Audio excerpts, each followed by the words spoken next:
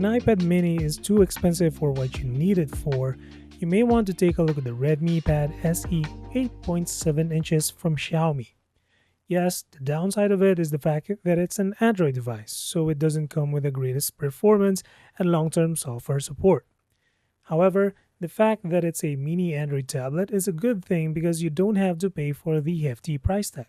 For starters, the iPad mini 6th Gen starts at 32,990 pesos, maybe even less when the 7th generation gets announced, but for that price, you're only getting 64GB of storage, and if you're not up to date with the latest trend, that is simply not enough, especially when you factor in the storage needed by the system to run the iPad mini.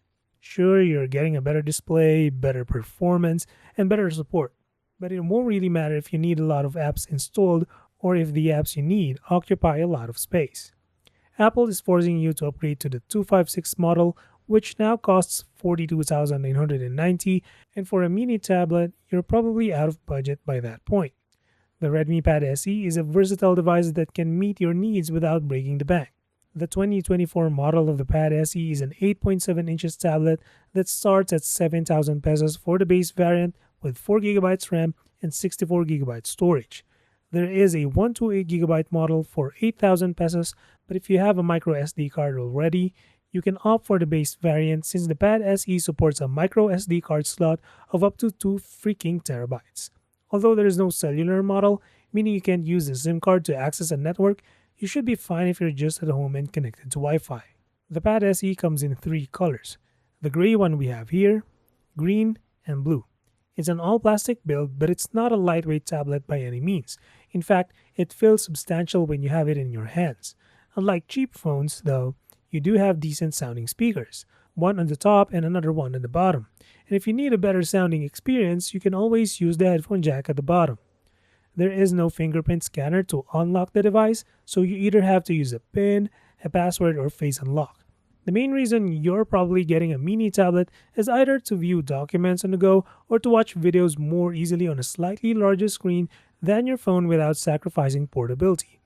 For an 8.7 inches tablet, this is just perfect.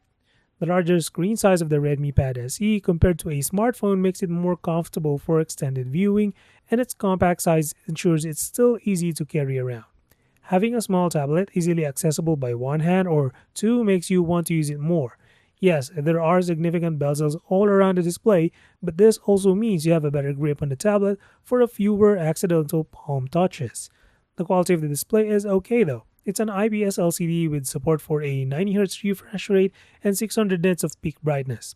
The colors out of the box look bland, however, setting the display mode to vivid quickly makes the colors pop out enough to enjoy content consumption, including watching movies. Xiaomi claims it supports 1 billion colors, although it's hard to see exactly 1 billion colors even with a trained eye. I must say that the display looks good enough despite having an 800p resolution or 800 by 1340. Considering this is a budget tablet whose display quality shouldn't be this good, color me impressed. Under the hood is a MediaTek Helio G85 chip running Android 14 with HyperOS on top. Before you say anything about the chip, this is understandable given the target market. This mini tablet is not for power users, but for content consumption. It's made to be lightweight and portable, not for gaming. Yes, you will occasionally encounter extended loading times, but it's easy to forgive if you set your expectations right. 4GB RAM is certainly not the standard anymore in 2024, even with the help of extended RAM of up to 4GB. However, as long as you don't do anything intensive, this is fine. The most significant upside of having that G85 chip is the battery life you get from their Pad SE.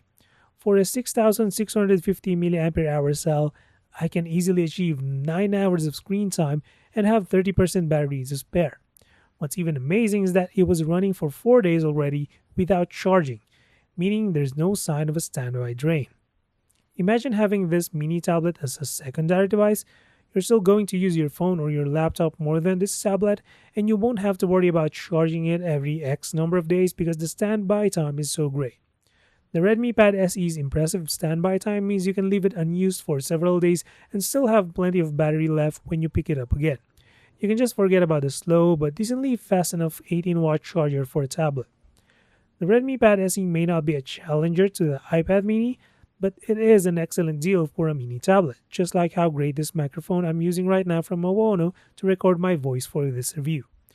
This is the Maono PD100X USB and XLR dynamic microphone for game streamers. I may not be a streamer, but the majority of my reviews require a good sounding microphone. The PD100X starts at $59.99 on its website and 2,590 pesos on its flagship store on Lazada. If you want the same model that I have here, which features RGB, you can get it for 2,990 pesos. You can also get a complete package that includes a mic arm for podcasting or streaming for 3,590 pesos. For that price, you're getting a 24-bit sampling rate microphone over USB. You can also use an XLR cable for smooth, clean, and stable audio transmission, perfect for beginners and professionals. With a USB connection, you can connect the PD100X to your desktop computer or console. The best feature of the PD100X includes the smart 2-in-1 control knob that controls the volume of the mic input and the volume of the headphone jack to monitor your recording. This feature allows for convenient and real-time adjustments during your recording sessions. Maono Link software control is also present as a custom equalizer of the PD100X for quick and easy adjustments of gain, clarity, and even noise cancellation. This software provides a user-friendly interface for fine-tuning your audio settings, ensuring professional quality sound for your streams or recordings. If you need to mute in the middle of a stream, there's an intuitive one-tap mute touchpad. If you want to improve your audio quality without spending a fortune, check out the links in the description box below. But that's it for this one. Drop a sub or like if you feel like supporting the channel, and as always, until the next one, stay safe.